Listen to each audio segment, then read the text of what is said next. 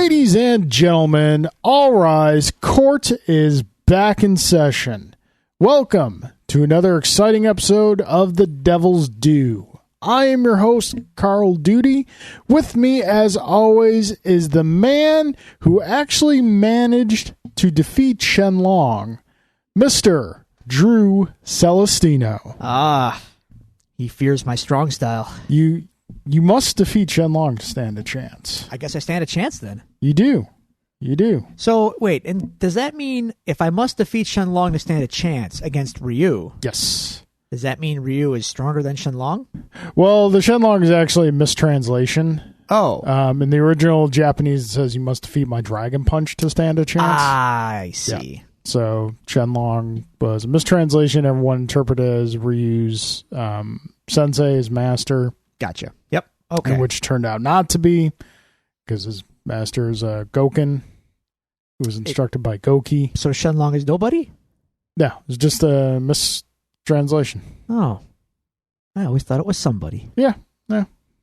Well, that's a bummer. I mean, it was somebody in the the now famous April Fool's That I remember. issue of EGM. Yes.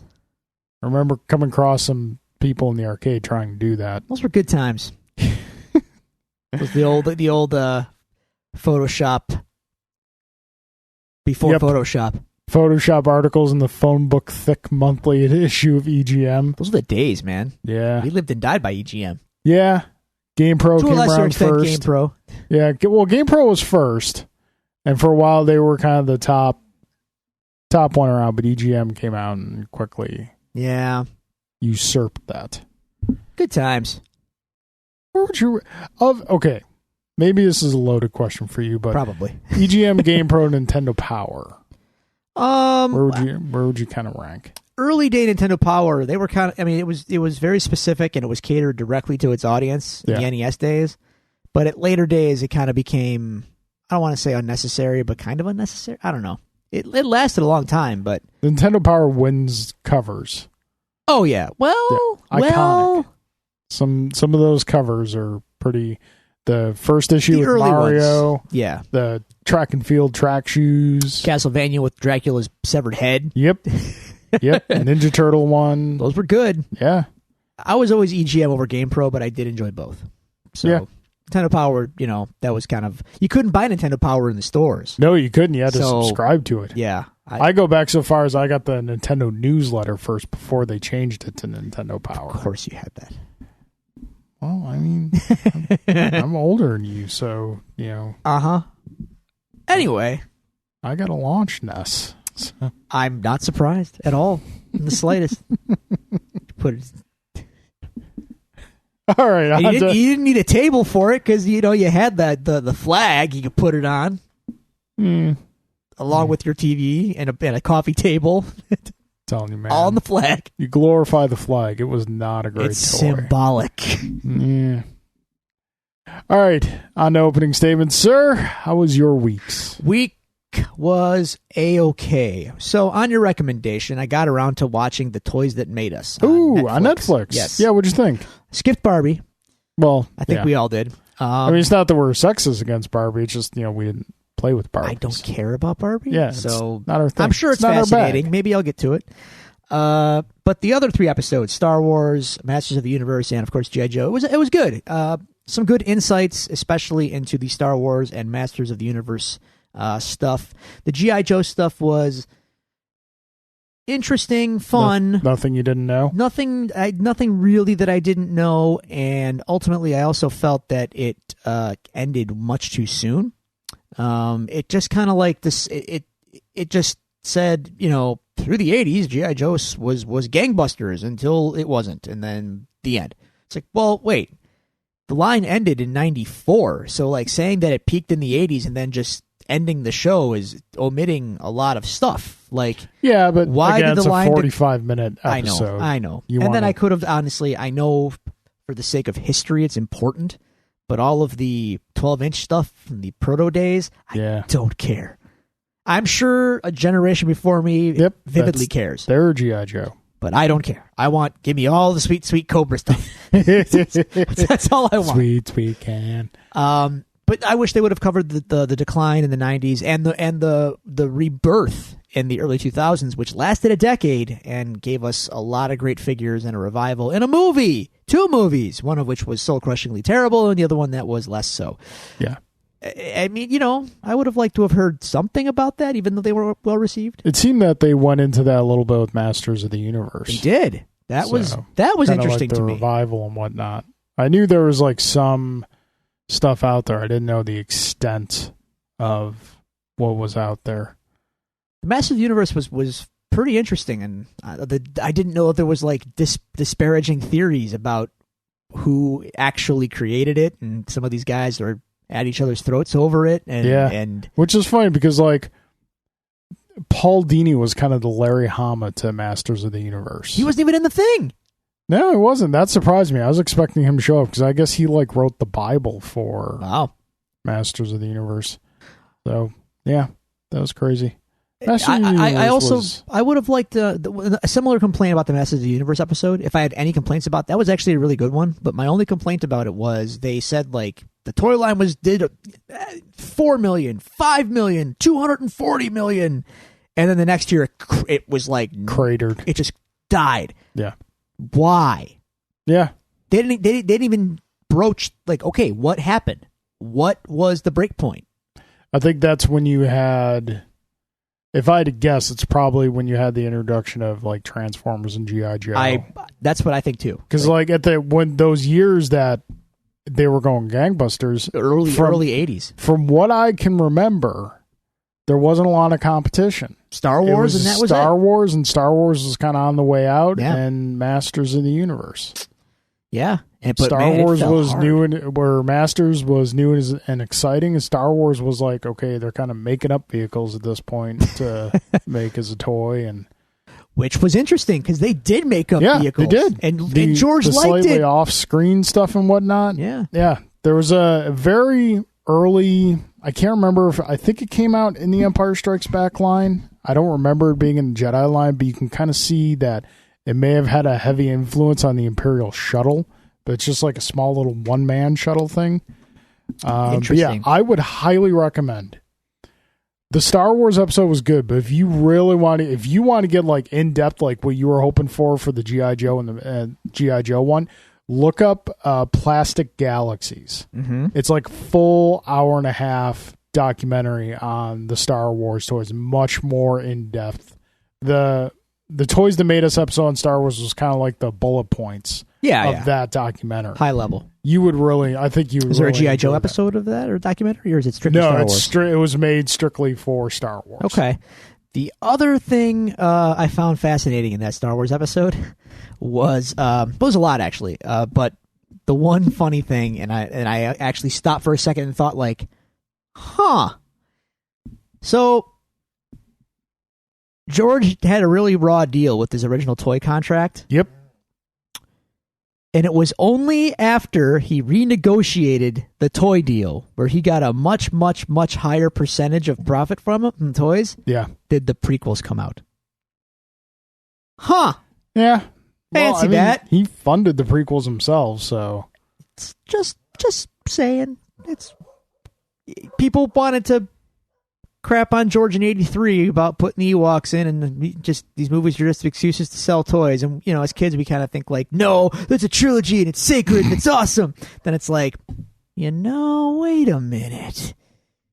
He's said numerous things. He's made no secret about the money being in the toys. So I mean, I know it's like I have this grand vision for the prequels, and it's going to be very interesting. And it's like, George, you should make those movies. Oh, I will. When the toy contract comes in. Okay. Get that toy money. Anyway. That was cool. So that was cool. I watched that. That was a good time. We had a little game night Friday. Yep. Played some new stuff. Played some Luchador as we want to do now. Yes. And it's great. And I love that game. Yep. Played some Knoxford. Right when I was getting into it, it ended. And then right when I was getting into it, we realized that we played all of our big moves early. Yeah. No, I think, what the mistake we made is that we played For those of you who haven't heard the game, it's relatively new. I'd highly recommend if you're into games picking it up. It's a lot of fun. It's tile placement area control game. So the mistake we made is playing all the cards from the draw deck early and not playing syndicate cards. So when it came to the end, when we're playing our syndicate cards, the only thing we could really link them up to is other syndicate cards. It was getting heated in the middle there when we were trying to one up each other and really vie for control. But once we ran out of control cards to play, like the last 2 turns, it was just kind of like, okay, let's just wrap her up. Yeah, but I'm glad you liked the game though. It was kind of neat. I would definitely have a different strategy the next time I played it, but again, first time, so we live and learn. And then what did Alan bring over? What was that game? Forbidden Fruit, Fabled Fruit. I think something with fruit, Fabled and Fruit, maybe? Animals. Cute, interesting. It was adorable. It was nice. It was cool because like he brought out this massive deck of cards for the game. I was like, know. How are we getting through this? But then a real cool thing about the game is like it gives you bags to put the cards you've purchased into the bag to keep them separate from the main deck, so that the next time you play, you start kind of pick up where you left off in the deck. Yeah, that's kind of neat. I thought that was a neat little mechanic. Yeah. So yeah, change your strategy every time until you go through the whole deck anyway. So that's pretty cool. Let's see here. Saturday. It's a band practice on Saturday, which was just A-okay. And after that, we had a little surprise party for a friend's 30th birthday. His name is Andrew. Okay. So we took a picture, and our friends, who hosted the party, they said, we have a photo booth, air quotes, take a picture in front of this backdrop, put it on Facebook, tag us in it, and hashtag it Andrew's 30th. Okay. Jen and I took a picture and did as instructed, and then I had 14 to 15 people wishing me a happy birthday. Don't these people know when your birthday is? You would think. Your birthday's in June, late June? July. I'm closer than the people on Facebook. Good effort. You are closer. And also, I know it was a J month. At this point, I'm on the threshold of being closer to 40 than 30. I would think they would know that too. Yeah. So, bad form, y'all. Anyway, Sunday, low-key football day. Watched a little ball, had a couple beers with the old man. So, it's been, what's the date today? Today's the 16th. 16th. 16 days into this new year.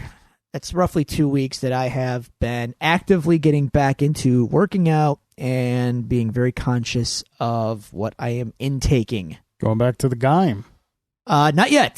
The New Year's people are still clogging up the parking lot. So tomorrow, though, because I drove by today and the lot was much better. So if I drive by tomorrow, I'm pulling in. All right. So we'll see what happens. Anyway, but I'm waking up earlier, riding the bike, doing DDP yoga. I'm trying to get myself back into form. And oh my God, once you get away from DDP yoga for a while, once you go back to it, you are in a world of hurt. I could do this.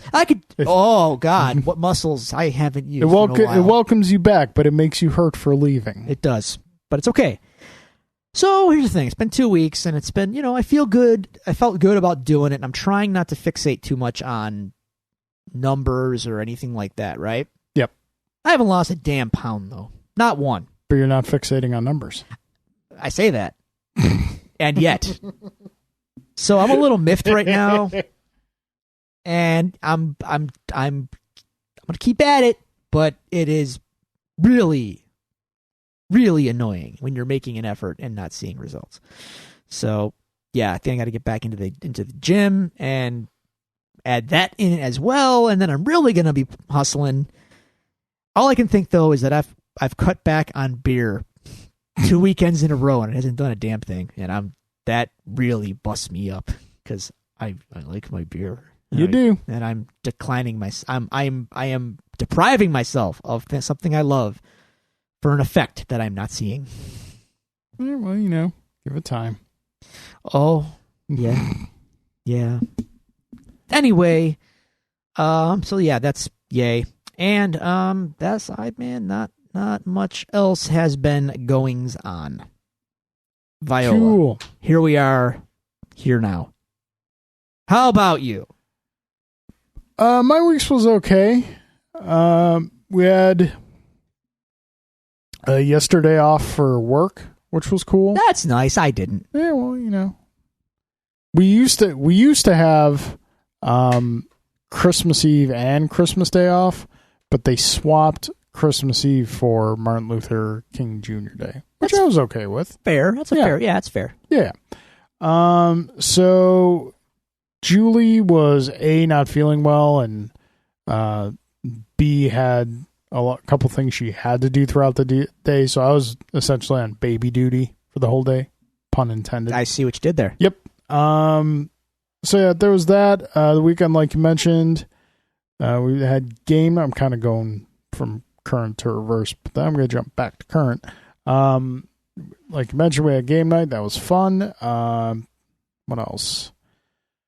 Got to watch some football. Went over to a friend's house for the Vikings game, who is a Vikings fan. Oh, God. So that was a whirlwind of emotions inside of 2 minutes. Yeah. Yeah. That'll happen. Yeah. That does that. I mean, not for so much for Bills fans. We just... No, we're always on the other end of that. Yeah. A Vikings fan in Buffalo.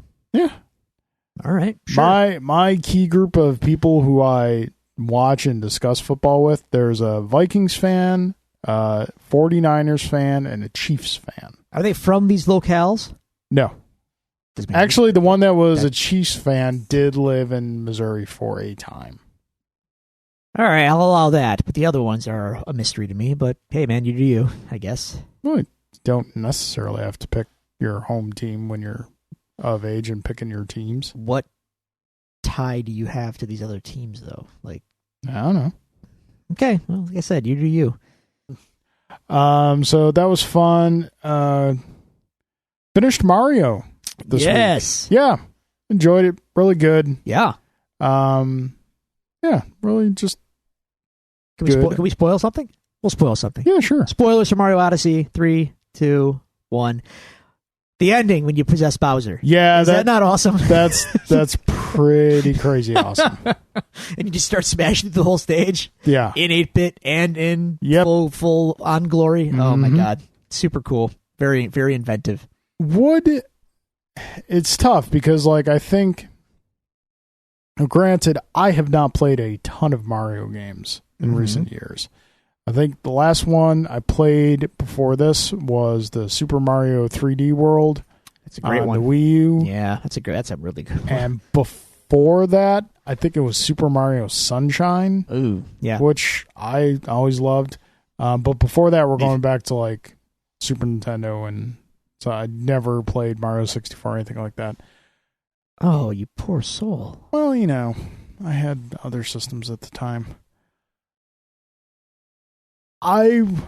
It's just an observation, not necessarily a criticism. I would have liked more confrontations with enemies throughout the stage instead of just straight up exploration and enemies finding stuff. Yeah, but are they really a threat?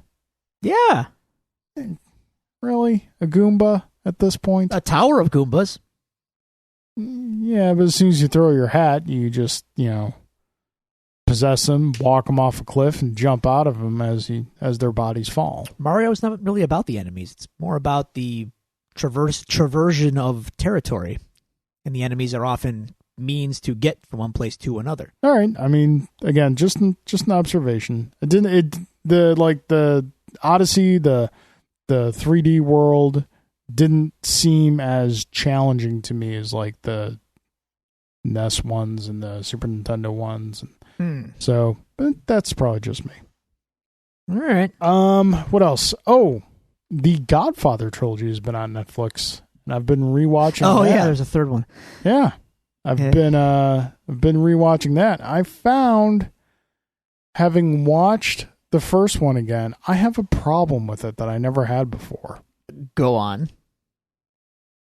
It doesn't detract from the film at all. I mean, it's still, Godfather Part 2 are immortal. Yep. I mean, less so 3. 3 has its place in the story, and I've said in the past that even though 3 is, I can make no arguments for 3 being a quote unquote good film. No. It's my personal favorite. Why? What? Yeah.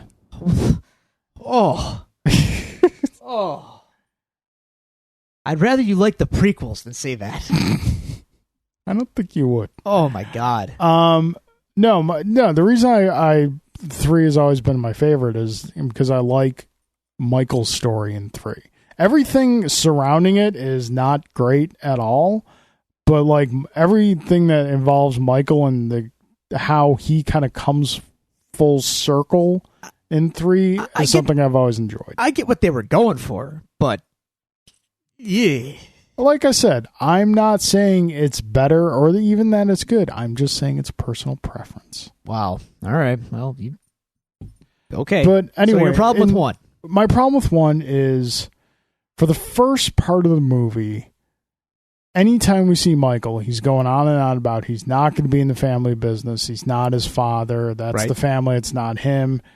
And then the second he has an opportunity to get in the family business, he jumps right in. Yes, because when he was trying to get out, everything was hunky-dory. As soon as his father gets shot, things ain't hunky-dory anymore.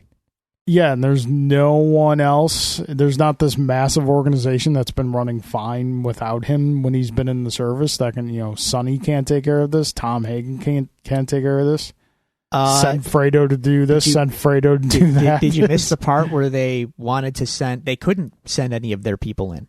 They needed to send someone that was trusted and a civilian on the outside. Michael was a known outsider to the business. I just think the change happens too quickly. But again, it's just a small thing that it's a me thing. It's not something I'm saying that destroys the movie for me at all. It's still great. It's just something like, let me go ahead and just clarify for you. I can say that I'm not going to do something, but if you attempt to kill family, speaking as someone with an Italian family, your words go out the window real quick, and then it's on. All right, I'm just saying from a narrative standpoint. From a narrative standpoint, it's very true to yeah. Trust me, I've seen it. I've seen rationale go out the window once someone's family's invoked. So yeah, I'm about halfway through 3. I just like the new. That's about enough. It's like I said, I personally enjoyed the film. Sofia Coppola's performance is just captivating. It's not the best. No, it's not. It's barely capable. Andy Garcia playing an Italian. Yeah, that too. He was still good in it. He's fine. Like again, they meant well. It's kind of one of those things where compared to 1 and 2, no, it's not good at all. No. Compared to like 80% of other mob films out there, it's probably superior. Given the fact that they waited so long after 1 and 2, it should have just been really we can do this third one, but should we? The absence of Robert Duvall hurts it. Yeah. All because they didn't want to pony up an extra $4 million. Yeah, that was back when Robert Duvall could command some money. that was Days of Thunder, Robert Duvall. Wow. Yeah, yeah. Anyway, let's not talk about Godfather 3, please. My God. So that was that. Had some fun. The beta for Dragon Ball Z Fighters. They had an open beta this weekend. How's that going? After some initial problems with the servers and whatnot, they got it figured out, and I got into it and got some matches, and that game is fun. Okay, so it is a traditional fighting game. Yes. Okay. Cool. Yeah. It's it's one of those games that you're gonna, if you jump online, you don't know what you're doing, you're gonna get. How do people know how to play it already? Dude, fighting game players who play fighting games primarily learn and adapt very quickly. There are some things that are universal to fighting games, some philosophies and concepts.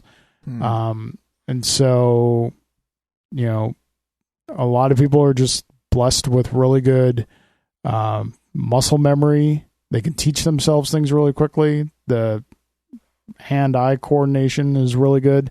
I've never had, like, I feel I've got good hand-eye coordination, but I think for fighting games, kind of a little bit beyond that, there's a way like your brain kind of preloads what you're thinking and then communicates it to your hands for the execution. And I think good fighters have that, and it's something I've never had. All right. So execution has always been a problem for me. And also today the Street Fighter V Arcade Edition comes out, so I'll be loading that up when I get home and jumping back on the stick for that. I think that was pretty much it. All right. For the week.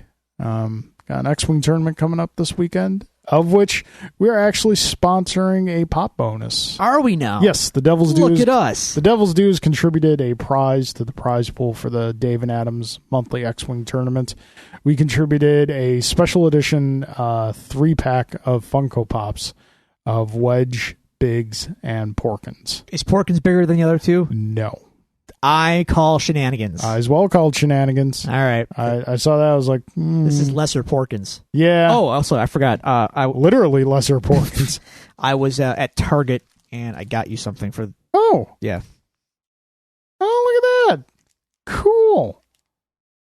Nice little magnet for the refrigerator. Thank you, sir. It's a Daredevil magnet done in the classic style. Looks a little Ramita Senior. Did you get one for yourself as well? I did. There were only 2 left in the store. Fated. It was fate. Destiny. No fate but what we make. Folks, if you would... Oh, jeez. Wow. Talk about a bad third movie. Yeah. Yeah. Talk about a bad franchise. Off the post. rails. It's off the rails. Yeah. Although, and again, you're gonna hate me for this. I enjoyed Salvation. Well, good for you! Folks, if you want to tell us about your week, if you want to send us some questions or comments to the show, you can do so at the following locations in the social media plane of existence. You can find us on Twitter at Devils Do Pod. You can go to facebook.com/Devils Do Pod. You can email us at thedevilsdopod@gmail.com, or you can find all these resources available to you on our website, thedevilsdopodcast.com. Drew, that being said, we do have a question this week, so let's open up let's get into the cross-examination. Only one email this week from Mr. J. Gelsomino. Drew and Carl, you guys talked about your favorite things from 2017. What are some of your least favorites / biggest disappointments from 2017? How about the rest of the year as a whole that we didn't mention? Yeah, everything outside of the pop culture landscape that happened it was a bad year for reality, good year for pop culture. Well, but sticking to... Worst to kind of things? confine ourselves to pop culture. Fandom was the worst thing of 2017. Oh boy, here we go. And it will continue to be the worst thing in 2018 based on what I'm seeing so far. Buckle up, everybody. So, go ahead. Yeah. I know you wanted this. You've been brewing on this for a while, so fans are the worst. Fans of anything are the worst. You're too invested. You're not rational. You gotta take it down a notch. And you won't. You'll just continue to get worse. Filthy cesspools of you people. Filthy cesspools of you people. Making edits to The Force Awakens. I'm sorry, to The Last Jedi. That are anti-woman. Because you don't want to have women tell men what to do. Someone did this, by the way. They edited the movie down to like 45 minutes to take out any scenes where women had authority over men. Because... Rey's a Mary Sue and she shouldn't tell the boys what to do and stuff or whatever. I don't know, but you're ridiculous and it's stupid. Then we got the crackpots that want the Snyder cut of Justice League and they're going to make sure they cry enough onto the internet about it until they get what they want. When no such thing even exists in the form that they want it to exist. You're terrible people. Philadelphia Eagles fans punching horses in the face after the football game. Bill Bills fans trashing parking lots, setting things on fire in Jacksonville. I'm just thinking of the scene from Blazing Saddles.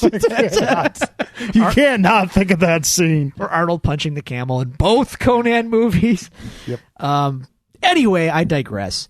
Video game fans, the ultimate worst. Gamergate, look no further than that. thought That you was a were couple years digressing. ago. But video game fans are the ultimate worst. The most entitled, whining bunch of brats in maybe in history. It's possible. It's very possible. Can't take it, man. I'm done. I'm done with fans. You're all awful. You are all awful, and you ascribe ownership that you do not have over these properties. I get you like stuff. I like stuff too. You don't own it. You're not entitled to it. You just enjoy it. And enjoy it without being crappy. And if we could get that in 2018, that'd be great. Because 2017 didn't go so well. Szechuan sauce. What the hell was that about? Fandom was the worst thing in 2017. And I based on, we're 16 days in, and I'm already mad. It's going to be bad this year. I promise. I promise it's going to be terrible. Something terrible is going to happen this year with fans. I guarantee it. I'll guarantee it. This is the year that I renounce all fandom. I'm going to enjoy stuff. I'm going to dig the stuff that I dig, and that's it. I'm not going crazy anymore. I'm not putting myself in any camp of any sort. I'm done. Just going to like what I like, and I'm going to move on. And the rest of y'all, good luck. Good luck being awful to each other, because that's all you seem to be good at. There, I had to get all that out. I probably mean half of what I just said, but I don't care. That had to get out because it's terrible, and I'm sick of it. I'm sick of it. Can't take it anymore. We're all terrible, all of us. I'm done. There you go. Jay asked. That's. I think it was kind of funny where you said you're already upset. Yep. Implying that there was a time in which you were not upset. There's brief moments. I don't think there is. I don't think there is. For me, I think, aside from the fans of our show, love y'all. We do love you. Love y'all. Appreciate you. You know why? Because none of you are setting fires and being terrible to each other. You're all cool. I just don't listen or pay attention to the fan stuff, so it doesn't bother me as much. I think for me, for 2017, the biggest disappointment was probably also the most anticipated disappointment was the performance of DC films. I mean, Wonder Woman was good. Wonder Woman, I know you didn't enjoy it as much as I did, but Wonder Woman was really good, and we kind of anticipated it being a step forward for them. But just how they didn't capitalize on that at all with Justice League. And Justice League just being this huge mess. I know where you're coming from. It was a disappointment because, again, we've said numerous times on this show, we want the DC films to be good. And it just, they didn't make the strides forward that, even though I didn't anticipate them to. It was kind of like, when your team loses and you knew they were going to lose, but it still kind of sucks when they lose. Yeah, I guess I'm not disappointed because I didn't really think they would do well anyway. I wanted to be surprised. I did too, but because I saw it coming, I'm not really disappointed. It's just kind of like, well, you certainly lived down to expectations. Yeah. So yeah, that was that. Well, okay. It's a little less impassioned than what I had to say. Well, it's okay. I have a better outlook on humanity than you do. I don't. Drew. Yeah. At what point will it finally be the end of the line and you can join me in the no more WWE side of things? What's your eventual tipping point? That's a great question because I don't know, because last night's Raw was actually pretty decent. It wasn't that bad. As weird as that sounds, even in a condensed 1 hour form, there wasn't anything too egregious that I loathed. Mostly because they focused on Braun Strowman just breaking things and trashing stuff, which was kind of fun. So, and Seth Rollins has his curb stomp finisher back, which is like, oh, hey, wait a minute, he's doing stuff again. I thought he couldn't do that anymore. Now he's doing it again. So there were moments of Raw that were like, oh, you're okay.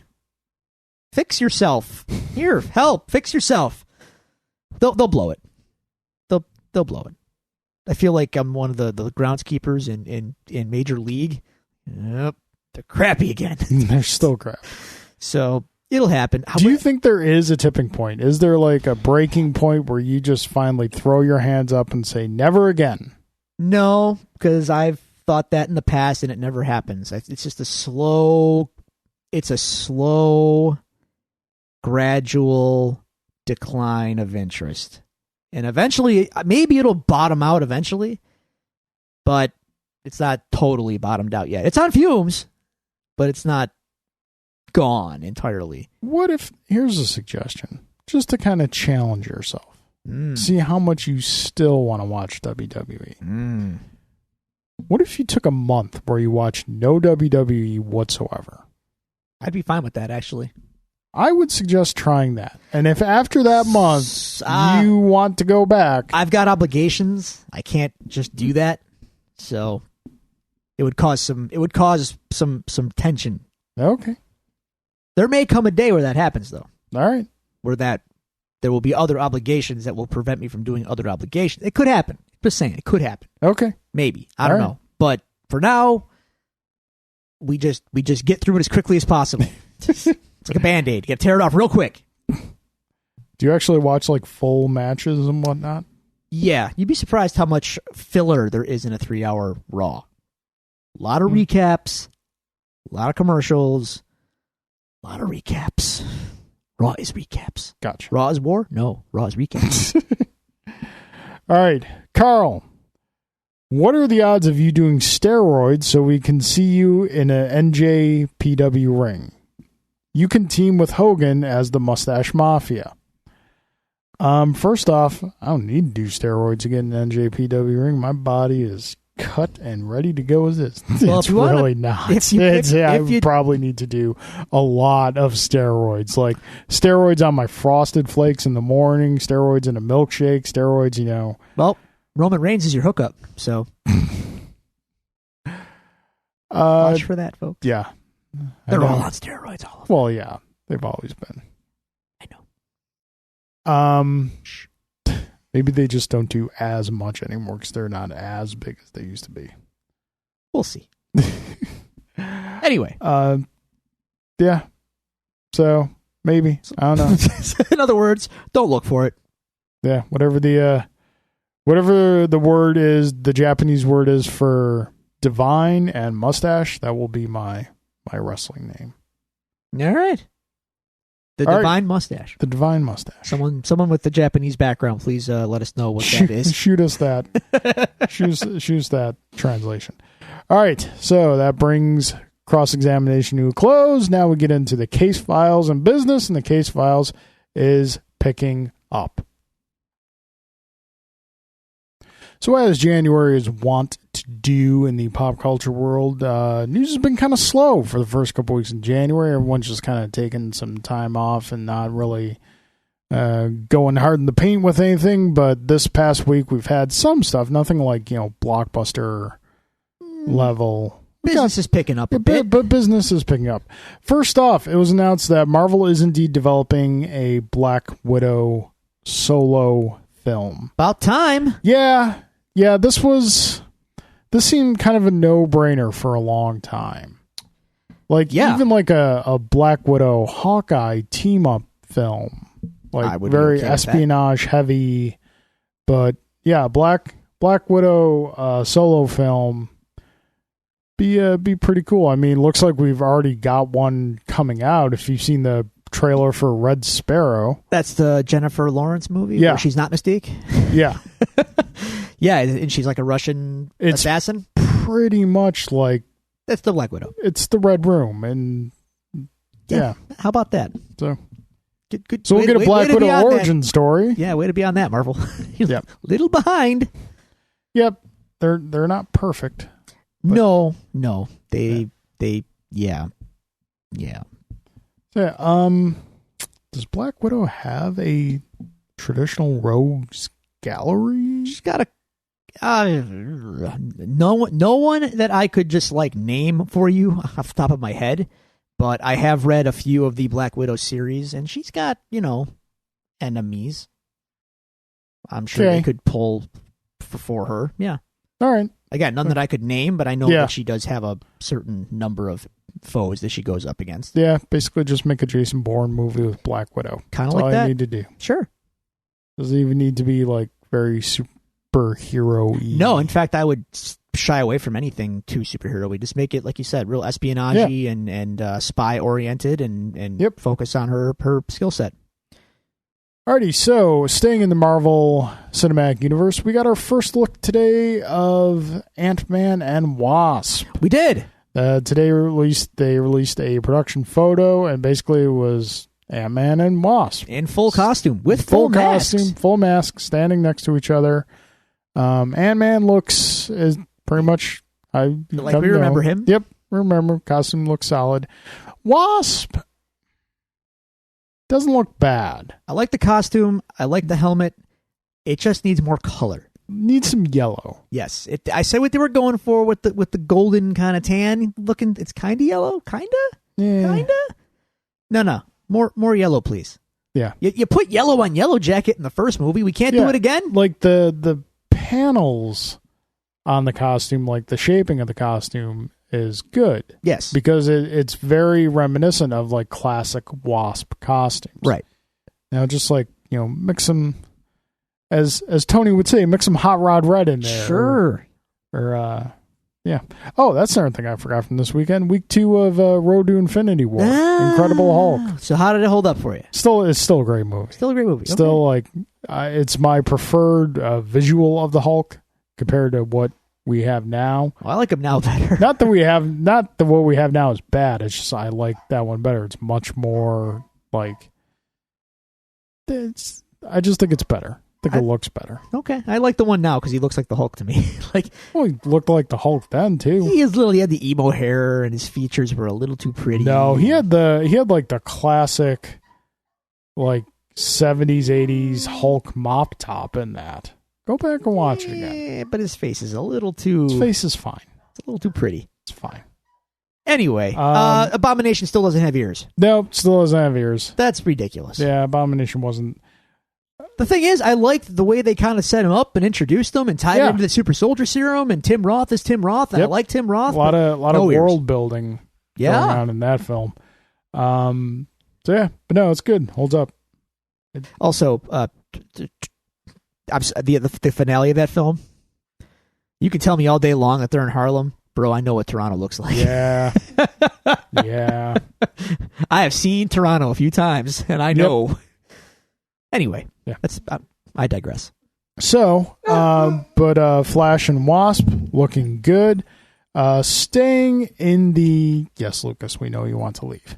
Staying in the Marvel gravitational pull, for lack of a better term, stopping off at the House of Ideas, the Marvel Comics has a new publisher. They do. Dan Buckley is going out to pasture. Yeah, Mr. John Nee, N-E-E, is stepping in as publisher of Marvel Comics. Now, explain to me if you know, because I'm not sure if I know. What is the difference between, like, editor-in-chief and publisher? The publisher is above the editor-in-chief, and the publisher is in charge of not just overseeing the quality control of the whole comics line, but also licensing the line out and overseeing bigger commercial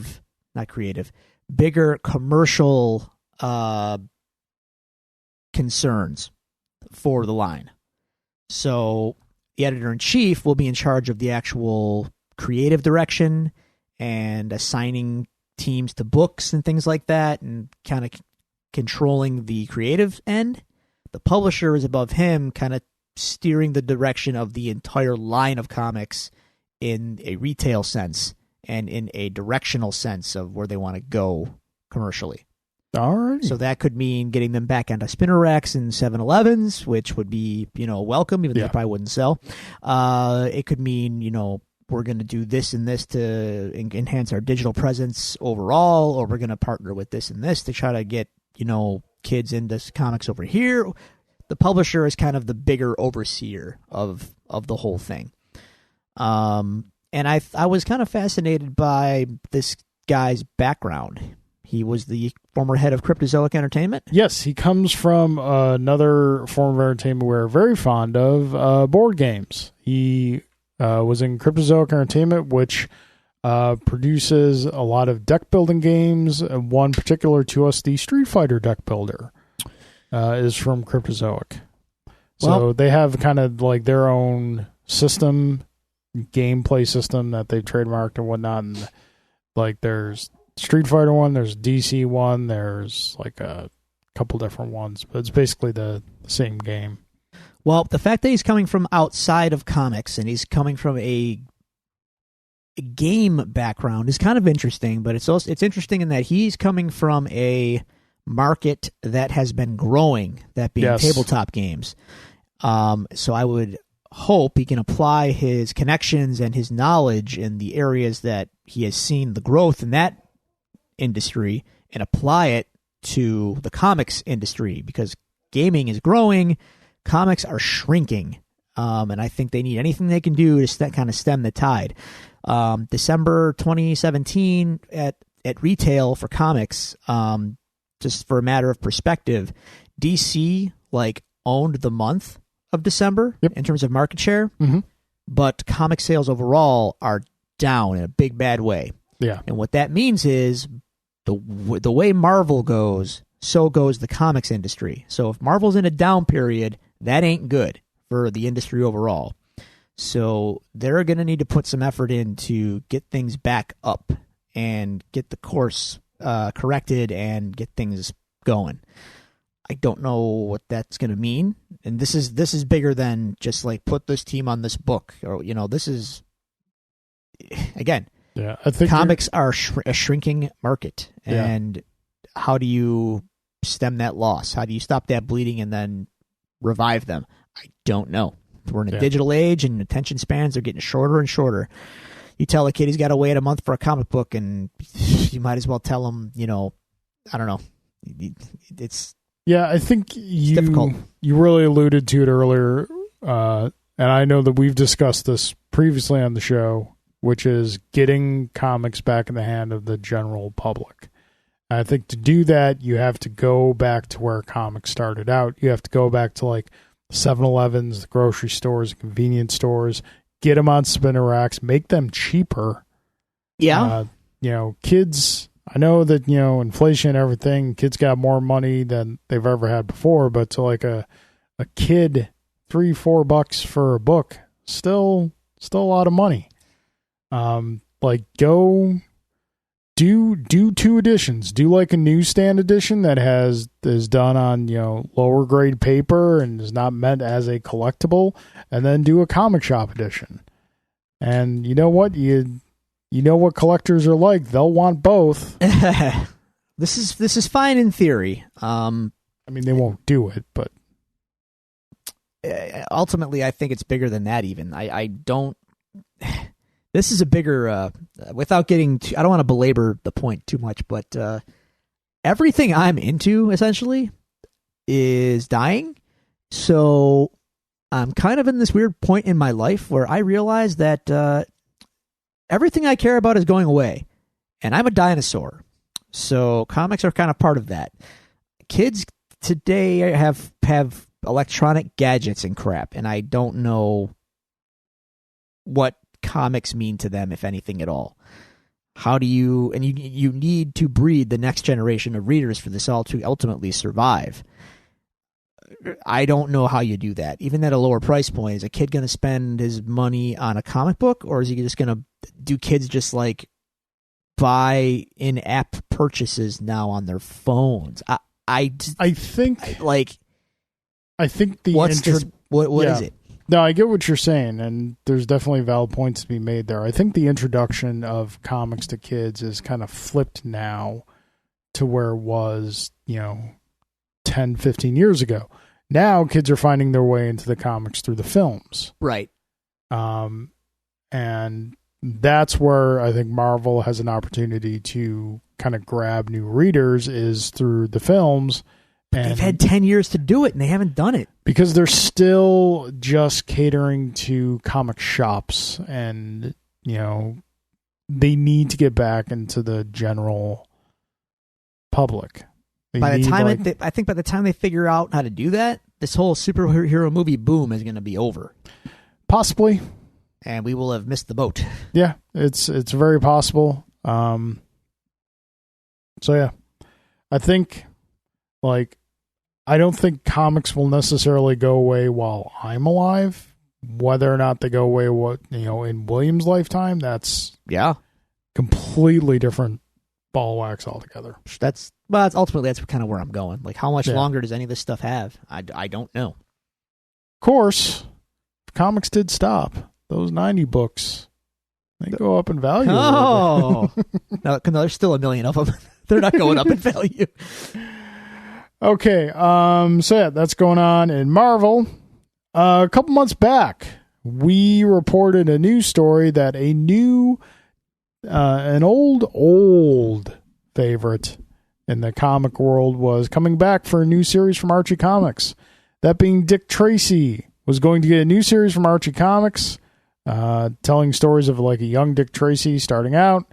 And I think we reported that back in like early November or something like that. December-ish. Yeah, it's not happening. Yeah. Canceled before it even got to ground due to licensing issues. You think they would have that all ironed out before they announced it? I am surprised that the character is not public domain. Well, I understand that like Warren Beatty has the film rights and is not going to do anything with them unless he plays Dick Tracy. Yeah, so we're just waiting that out, huh? Yeah. But I don't understand how the other stuff goes. I have no idea, and apparently neither does Archie Comics. Yeah, I'll have to ask my friend Nate, who we had on the show. He was on our horror episode. Yeah. He would probably know. We should ask him. This is I'm very curious as to what happened, who controls this, and we can't get a comic series together? Like what? Yeah. Okay. Yeah. I blame Warren Beatty, though. Sure. Why not? He seems like the smug type. He seems blamable. He saw the art and was like, that doesn't look like me. I want it to look like me now. Right, sir, right. It's a young Dick Tracy. I know. I want it to look like me now. Put Madonna in it. Make her look like she did in the 90s. Yeah. Yeah. That's probably what happened. Yeah. Okay, so we've talked about Marvel. Let's jump across the street to the dumpster fire that never ends. Well, we thought it was ending, but nope, it's not. We thought it was ending, but it's like Kane. The fire still burns. Yep, fire still burns. Where you want? Your call. Where do you want to start with this? I don't know. Flip a coin. All right, so Drew. Yeah. What's a job that almost every director in Hollywood has had? Ooh, I know. I've been attached to direct The Flash. Yes. Yeah. Well, they got 2 new directors. Okay. I didn't even bother reading the articles to who the directors were. I was just like, okay. Well, I'll clarify then. Yeah, go ahead. They are, to be fair to them, they are 2 guys who co-wrote Spider-Man: Homecoming, and were slated to direct it before the ultimate director that they went with, and I forgot his name, did direct the movie. So okay. They have some pedigree, although I should warn you, they also directed the Vacation reboot with Ed Helms. Didn't even see it. And neither did anyone else. So, good luck, guys. Will call me in a month when you're no longer on the project. This movie, I have to, I listened to the most recent episode of Fat Man and Batman. Kevin Smith and Mark Bernard were talking about something that I think is very real possibility, in that the current slate, air finger quotes, of DC films beyond Aquaman that have not really started production yet. Yeah. Very good chance with the turnover of creative teams and management and Warner Brothers Films that we don't see any of them. I I've assumed that. Yeah. When they cleaned house, that was my first thought. Like, if it's not in the can, yeah, it's done. I said from day one we would never see Joss Whedon do a Batgirl film. It was never going to happen. Probably so not. It's very good chance. It's funny enough. The one that has the best chance of happening is the Shazam film because it's already happening. Got The Rock attached to it. Yeah, and The Rock has pull, baby. They've cast. They haven't started filming yet. No, but if there's any possibility, if George Miller will tell you anything about DC films, that having cast means nothing. Yeah. If they want to keep Dwayne happy, they're going to make that movie. And we joke about this, and like it almost seems ridiculous to say, but like The Rock is like the most powerful guy in Hollywood right now. Jumanji's making money. Jumanji's making all the money. Jumanji has been. How is this happening? I think Jumanji's been number one in the box office for the past 3 weeks. That's bananas.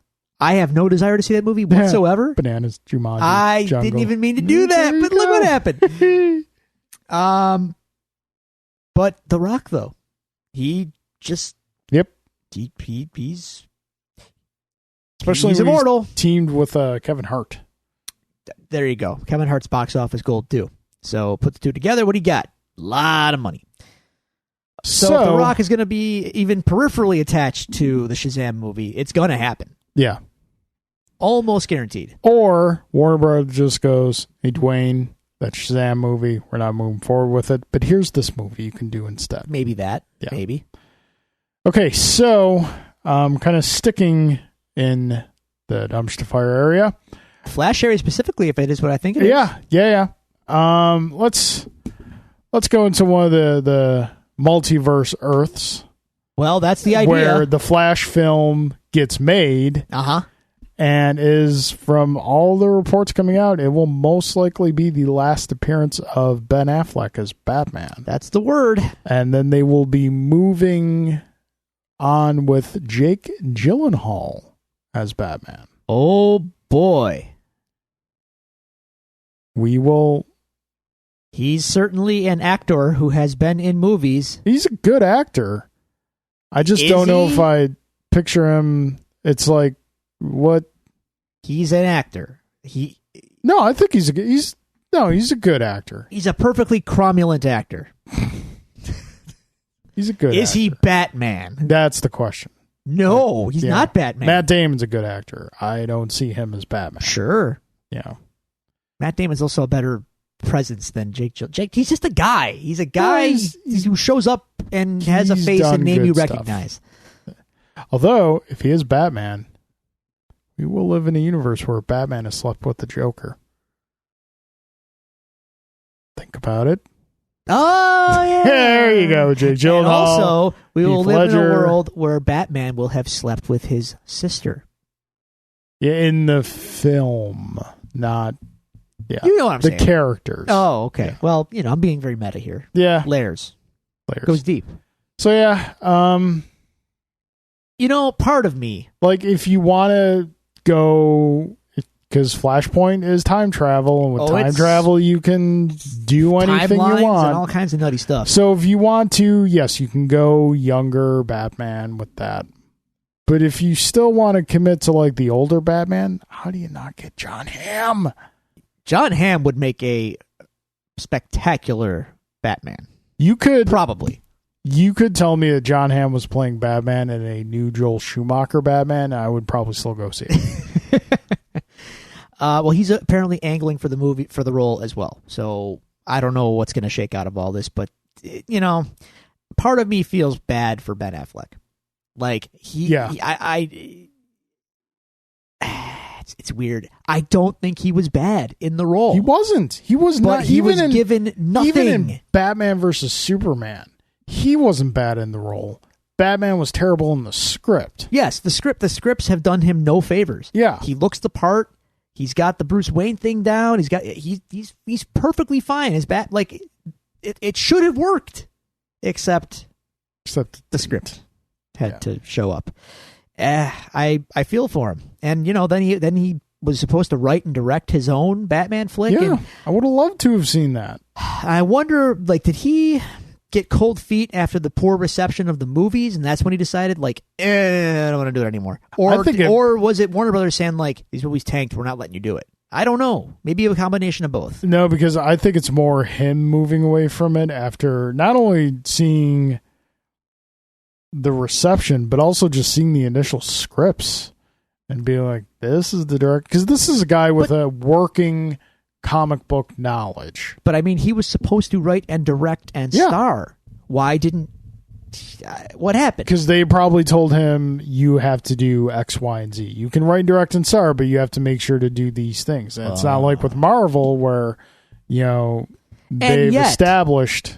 And yet they're about to do that. They're about to get away from the universe concept and just do standalone stuff, and he's going to leave now. Yeah. Bad time. Like I said, part of me feels bad because I'm sure had they given him something to work with, it would have been good. But alas, here we are. Yep. Kind of a shame. Yep. Which is unfortunate because I was really hoping. I know, again, it's in that list of movies that were never going to happen. Really would have liked to seen another Green Lantern movie. You know what just dawned on me? Would have been kind of cool.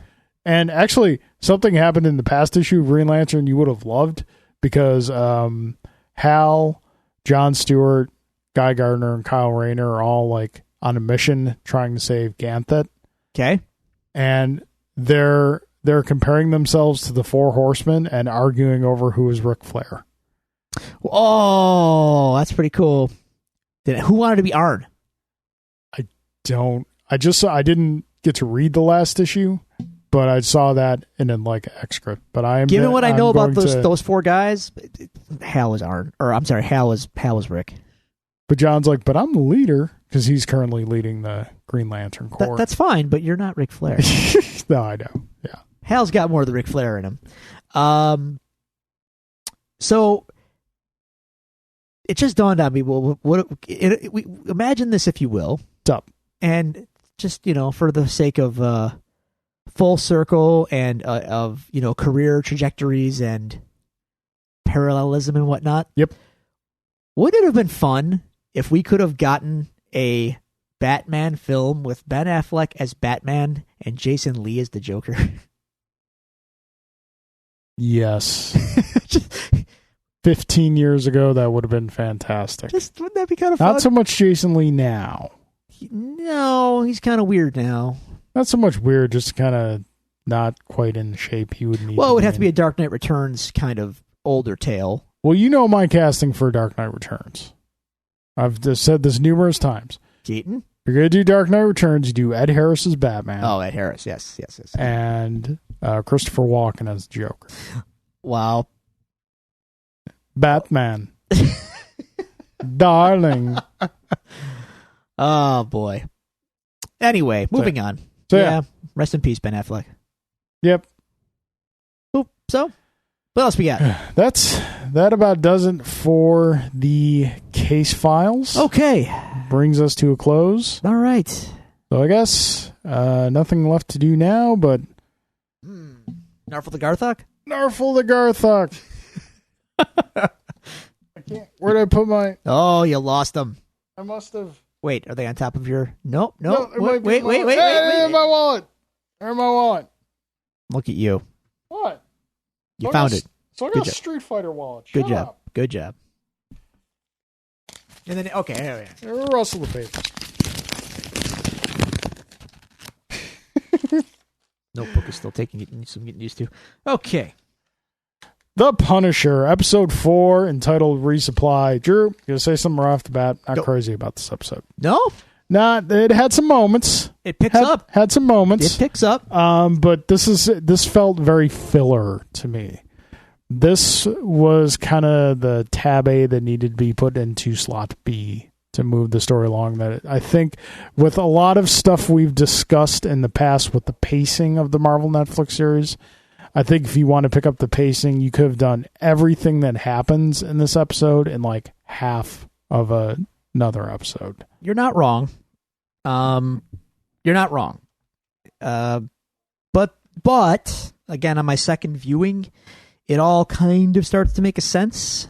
Yeah. So Have you finished the series yet? No. Okay. I think I'm on the 9th episode now, halfway through. Something happened when I watched actually halfway that really bothered me. So we're going to get to that at some point. Have you finished Iron Fist yet? No. But I will finish The Punisher because The Punisher is a vastly superior show to Iron Fist in every possible way. So not to worry about that. But yeah, something did happen in the most recent episode that I watched. I was like, we were doing so good. What happened here? What are we doing? Yeah, I'll talk to you about what it was after the show. Okay, we'll get to that. Thought we were going one direction, and then suddenly it's like, oh, wait a minute.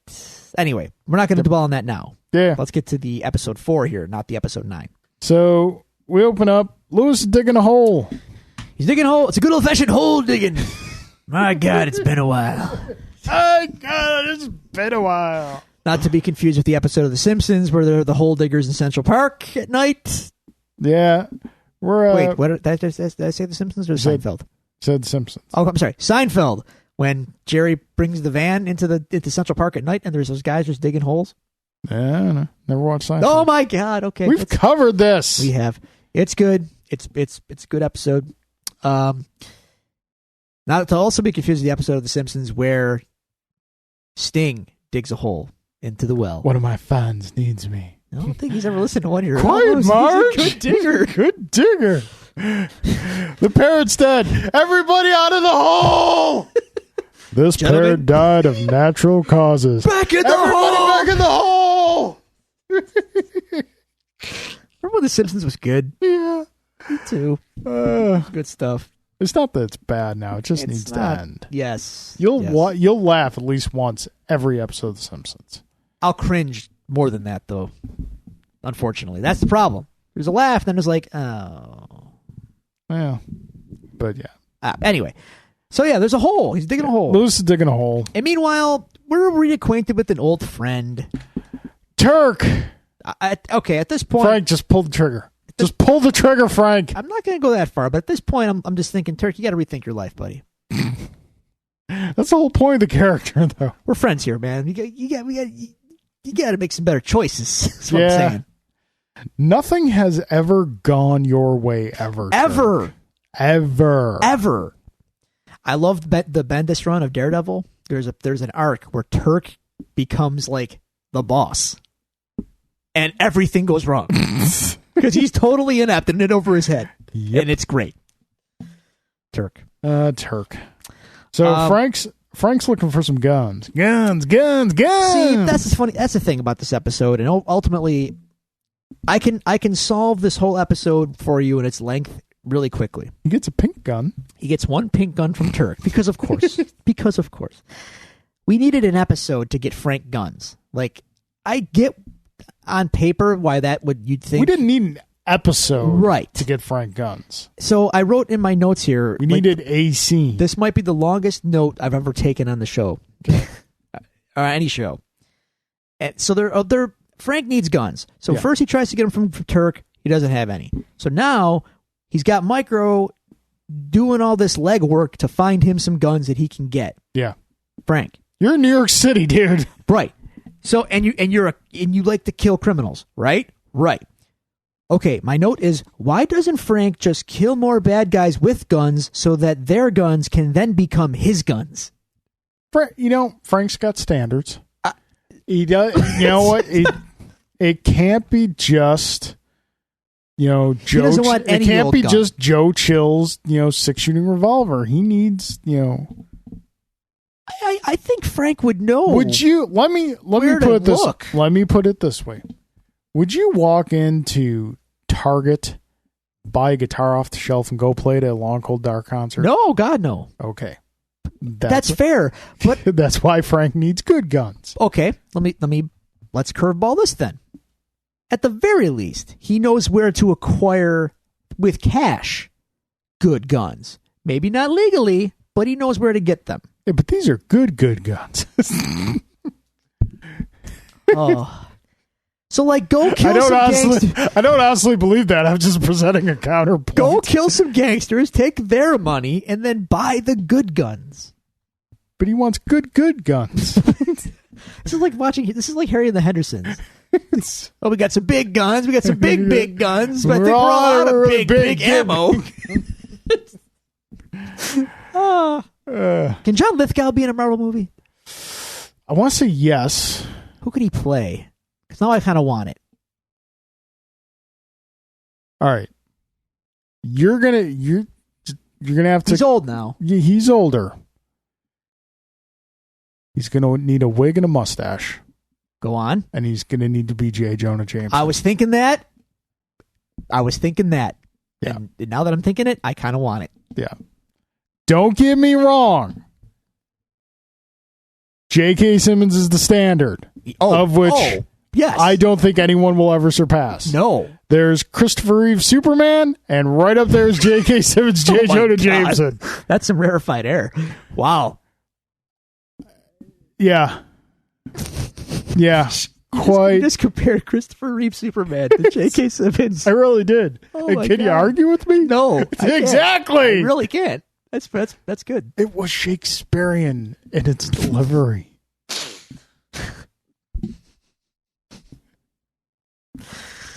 Oh. I'm just thinking about the scene where he's just laughing. You're serious? Yeah. Wait, you're serious? Okay. Yeah, Lithgow. I can get behind that. Yeah. All right. Or I could see him being a really good B villain. Someone along the lines of like, a mad scientist type. Yeah, I could see that too. Not sure who though. Yeah. Like even though they kind of did him in Homecoming, the Mad Thinker. The Tinkerer? The Mad Tinker or whatever. Yeah. Something like that. Something like that. Uncle Ben? No. No. I can't see it. He can be. It's going to be like, for all the flaws the Amazing Spider-Man movie series had, they nailed Uncle Ben and Aunt May. Martin Sheen and Sally Field. It's going to be hard. Martin Sheen literally looks like a John Romita, Steve Ditko drawing of Uncle Ben. I like the guy from the Raimi movies. He was good. He was good. We're talking about Martin Sheen. You know what Martin Sheen as Uncle Ben was? It was the scene from Wayne's World 2. I know this isn't really a big role, but can we do a little bit better on the actor? And they bring out Charlton Heston. That's exactly what Martin Sheen as Uncle Ben in Amazing Spider-Man was. I don't. I'm not saying I don't disagree. You're. That's a good point. Throw me another pitch, baby. I'm knocking him out the park tonight. Okay. All right. Yeah. Okay. But yeah, I think we're kind of belittling the point that a lot of what went on in this episode could have been much more condensed. Yeah. So I did notice that Lewis, the dude who dug the hole, he is in the hole. He's in the hole, and he has that pamphlet that the NRA guy gave him. So this will come up. This will come into play later on. Yeah. And I feel like that is lazy. I don't get his, again, when he's in that meeting, number one, he doesn't strike me as the type that's not his beef. The Second Amendment isn't his beef with where he's at. He is a wounded mentally soldier who wants to be back in combat. Yep. He needs it now. He doesn't care about, they're going to take my guns away. That's not his beef. So now we got him. That's his beef now? Really? You know what I think it is? I think it's that he's a soldier without a fight, and this gives him a fight. I guess, but man, it's something just feels like so unearned. Along the lines of, because Lewis is the character that the show is asking us to do a gut check about veterans who come home. I know. You're right. It's more Lewis than Frank. And I think when you have a soldier who is trained, programmed, lived war for X number of years, and then you suddenly take him out of that. Oh, yeah, he's broken. Tell him to go live a normal life. There's a gap there that needs to be filled. And I think this, while not like the best, I'm sure that this has happened in real world scenarios that, they need a fight. He needs a fight. I'm not saying it's every veteran. No, by no means. But I think in this, what they're saying is like Lewis needs a fight, and this gives him a fight. I hear what you're saying, and that is probably right. But given what happens later on in this season, this is a really weak setup for it. Yeah, it's one of the few things that there's actually a constriction of time to do what they want to do as opposed to an abundance of time, because it is a B storyline to the main storyline that kind of gets elevated for briefly later on in the season. Oh yeah, we're going to have some conversations later on that might get, not heated between us, but it might get some heat with listeners. We'll see how it all shakes out, because some real world stuff comes into play. Yeah, oh yeah. But in any case, I feel like that they plant the seed here, and it's like I only caught it in the second viewing of the episode. I missed it entirely the first time around. Yeah. And when we get around to episode 9 or so, I'm like, oh, I had only upon review did I put the two together, which tells me that it's a really soft. They didn't do a good job of building that into his head, and I feel like it's still a stretch for his character. But in any case, you're probably right. So Micro is spying on his family via cameras in their house. Yep. And Frank has to go over there for reasons. Insurance. Yeah. All I can think when I see this is like, I get that he's the tech guy and he's in hiding and he wants to keep tabs and make sure they're okay. It's kind of creepy to have cameras on your family all the time and like sit around and watch them all day. Yes. Let's hope that doesn't get too creepy and like pervy. Yeah. I think though I can understand it. I get it. Given that, he wants to protect his family and he's limited in the capacity in which he can do that now. Sure. Especially since there's kids involved. Day ever comes you have kids. It's like you were saying with like when we were talking about The Godfather. You'd be surprised what you do to I get all that. Just it's silly, but it's just like it plays for the show. Like, look, he's into it. But all I can think is just like he's not doing like a psycho shower scene thing to it. I mean, I guess he's just sitting there in his underwear, like, yes, do it slow. Do it sexy. Yeah, It's when the practical realities of the situation come, into my head, and I'm like, wait a minute, stop that. You stop that right now. Yeah. I hope he has enough presence of mind to be like, oh, this is inappropriate. Yeah, and Frank goes over there, comments that he's not a hipster. No, hates hipsters. Frank Castle is not a hipster. And is there a feeling of Frank kind of subconsciously searching for normalcy when he is at Micro's family's house? A touch. He gets to be the family man. He gets to essentially role play the family man again. That's kind of a temptation. Not a major temptation, because I think ultimately like he knows what he needs to do, but this is kind of like reminding him what that life was that he had. It's there. You're right. But he's not over there because he wants to be necessarily, though. Yeah. Micro made him go there. Yeah. And they have leverage on each other. Yeah. And Frank wants leverage on Micro. Even if the leverage is kind of implied, hey, I know where your family lives, so don't screw with me. Which is kind of weird when you think about it. Well, I mean, these two guys are still getting to know each other. Yeah, I know. But, it is softening Frank a bit, and it does kind of read a little bit like that. Like it's a peek into not what could have been, but what was, and what maybe he can regain someday. Yep. But at the same time, he does have his mind on the mission, and this is kind of part of the mission. Yeah. It's the subterfuge. Mm-hmm. So, it's fine. Also, Micro's kid's a jerk, and his wife is wearing a name tag.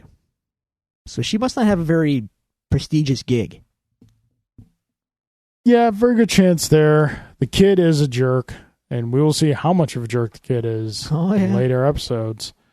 Yeah, I mean, just curious. I don't know what she does for a living, but kid's gone through trauma. So. He has, absolutely. I don't know what she does, but it looks like she works at the Hobby Lobby or something like that. It's possible. All right. Well, just putting that out there. So domestic Frank is domestic, fixing drains and fixing cars and stuff.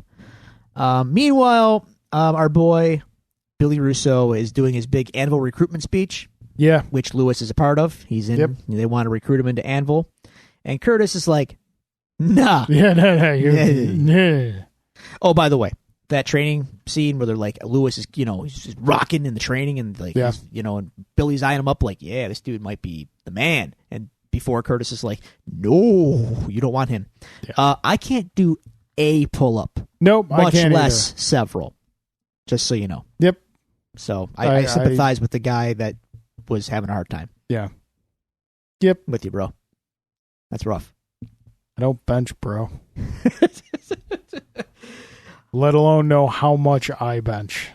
So that little B plot, though, is developing in this episode quite a bit because he does get rejected by Anvil. Billy tells him, "Yeah, I can't trust you, and you're out of here," which only sends Lewis kind of further down the spiral. And I think I think from the way it seemed that Billy was approaching him, Lewis still had a chance. It was all hinging on his interaction with Billy, which he kind of botched. Did he, though? I mean, yeah. He didn't come up with a straight answer. Billy asked him straight up, "What's with the hole in your backyard?" Yeah. And he's just like, "Oh, it's nothing." True. That's not the right answer there. No. Probably not. Also, Anvil's flag is off center and it bothers me. Their logo is in the top right corner, and it's it's weird. It's a lot of wasted real estate on a flag. Man, the old Russian flag must really annoy you then. It's just a design element thing that I'm like, that's off balance and it's bothering me. It's like the stupid Minnesota Vikings number font. Terrible. Fine. It's terrible. There's a fine line between clever and stupid. I know what side that's on. Stupid. It's fine. It's stupid. It's different. They can't all be the same. Yes, they can. There's a reason why collegiate numbers were the standard for a century. Yes, because we should never change anything. We should never try anything new. We should never, reach for new heights or design new things or create new things. We should always between clever and should always go with what's old and go with boring. what works, not with what looks stupid. Boring, clever, and stupid. Be on the right side of history, kids. Don't be stupid. So, we got some stuff with Madani in here. Yeah, she's kind of settling into her new role. They're finding out Wolf was dirty. Yeah. Many millions and many offshore accounts. We're also learning about Madani's character and that she doesn't. Crap. She does I not. shouldn't have told him it was offshore accounts. Oh crap! I shouldn't have said it was legal. It's too hot. She does not let stuff go. So she's kind of obsessed, and she is not the type to just kind of let anything slide. So she's possessed over the murder investigation in Kandahar, and now this Wolf thing happens, and she's going to kind of take charge of that as well. Yeah, in a lot of ways, she's just as obsessive as Frank is. She just happens to have a badge. Yes. So she kind of goes over her partner's helmet to take over his little operation with this gun deal. Yeah, she kind of you did this wrong, that wrong, there. But it's a good plan. But it's good. It's good, though. It's good. Except for all this and this and this and this and this. Yeah. But it's the thought that counts. You're doing all right, Stein. Sure. You're such a good agent. Who's a good agent, Stein? Well, the before Frank can go get the guns, he's got to get a car. Even before that, he's got to tune up Micro's guitar. Well, yeah, that scene. Because Micro sucks at guitar. Well, Frank can play guitar. He can, because, of course, he can. Why wouldn't he be able to play guitar? It's not really a character trait that he's had, so it's just kind of... So? It's not like... Again, it's one of those moments in the show where I was just like, oh, that's what we're doing, huh? So what? You learn how to play guitar. I'm not the Punisher. Deployed. No, and Frank Castle's also not the lead singer in Long Cold Dark. So, and that's the way it should be. We should have separate entities. It just struck me as kind of a weird note for the not Punisher. A bodybuilder, but you work out. I don't want the Punisher playing guitar. It just seems very hokey and dad rockish. Don't see the problem with it. It's not like it's a major plot point. It's not like they're saying, Frank, to get through this mission, it's enough. You gotta rock out. It's enough. That and the Springsteen. Come on, Frank. Yes, because someone like Frank would not like Springsteen. No. Yeah. He wouldn't. Yeah. Blue collar guy. It's not gonna like Springsteen. Okay. He's in the military. These guys are cranking Metallica and Slayer on the regular. They got to get out a lot of aggression. The boss ain't doing it for him. So, in the scene where Frank goes to get a car, he goes to a chop house. Yeah. Did you notice the reference to a Punisher action figure? No. That was, I think it was like a reference to either a comic cover or something when he put the guy through the pinball machine. No, I missed that. There was a, you know how they got those Marvel action figures that come with like a little scene? They're in like the really big cards and whatnot. If I ever had Dave and Abs together again, I'll show them to you. All right. But they always come with like for example, a little diorama kind? Yeah, exactly. And they did a Punisher one, and he comes with a guy like smashed through a pinball machine. Not only that, it's the old Spider-Man pinball machine from the 70s. Wow. So they included that. Yeah, I just picked up that. I was like, wow, that's well. Now that's that you got to point be that something out, in the comics because they're not just going to reference an action figure. That's true. And now that you pointed that out, I'm going to point something else out later. So he offs quite a few dudes. Yep. And this is the first time that Micro gets to kind of see that in action. And he's like, hey, you wanted a guidance system. This is what it looks like when the missile goes off, buddy. Yeah. Trying to hold it in. Doesn't want to puke. Yeah. Yep. They take the car. Mustang, of course. Always buy American. I am very pleased with Frank's selection in car. Granted, there were faster cars there. Yes. But I love Mustangs. I would always love to own nice black GT Mustang with gold racing stripes. Hood pins in it. Yeah. Not a Ford guy. Anyway, they take the gun. We get the battle van. We get a van. Not the so battle much van the battle yet, van, but yeah. it will be the battle van. So that kind of leads me into the next reference. This car chase happens. Yeah. So they do. Frank does Madani's radio gets jammed by Micro. So yeah. They're on this. Long story short, Frank steals guns. Frank steals guns. We finally get to the point. Now, he gets the van with the guns. He chases off the bad guys with the flamethrower. Which, yeah. Madani knows the Punisher, the flamethrower. That's right. Madani knows something's up. So she kind of like bails on the op and like chases them down in her own car. Yeah, we get some Mustang on Mustang action. Madani, Mustang or is that a GTO? Or no, is that a Dodge Madani Challenger? is you can tell by the tail lights. All right, well, and the placement of the headlights. Madani looked to be like a early '60s Mustang. Okay. We'll have to look it up. But car chase scene. Yeah. Do you think this is kind of a wink and a nod to the car chase scene in the first Punisher Tom Jane movie? Even though it was brief, there was a car chase scene in that movie. No. No? No. Okay, why include it then? Because. All right. I thought there might. To kind of flush out this episode more, which didn't quite need it. One thing I was kind of laughing at, though, in both the first viewing and this viewing, when they were playing chicken with each other. Yes. I'm just like, Frank, you're smart enough to know that's an early 60s model Mustang. It's made out of metal. Yes. You're driving a 2016 Mustang. It's made out of plastic and wiring. Mm-hmm. It will obliterate you and maybe get a dent. But the idea is that not so much to win the crash so much as it is to intimidate the other person into swerving. Yeah, it's just one of those. But I feel you. You're Yeah, right. You're dead on. Pseudo car guy, and it's just one of those things that I was like, yeah. But ultimately, it doesn't matter because Micro saves the day. Yep. Madani's lucky to survive that, by the way, because that was violent. It was a hard hit. I mean, you look at where the energy's headed to where the energy's directed, and like, you know, all the energy's going forward, and the energy it's hitting her is coming from the side. So the energy it's going forward is going to dissipate the side energy a little bit. A little, but yeah. She should be in rougher shape that she's in. To be fair, but again, it helps being in, you know, a battle car. It does. But it's not like she was in the roll cage from stuck in Mike's car, you know. Yeah. So, but she lives. Frank pulls her out and basically says, like, leave me alone. Beat it. Get lost. But now she knows that he's alive. Yep. So that's where we leave off. Yeah.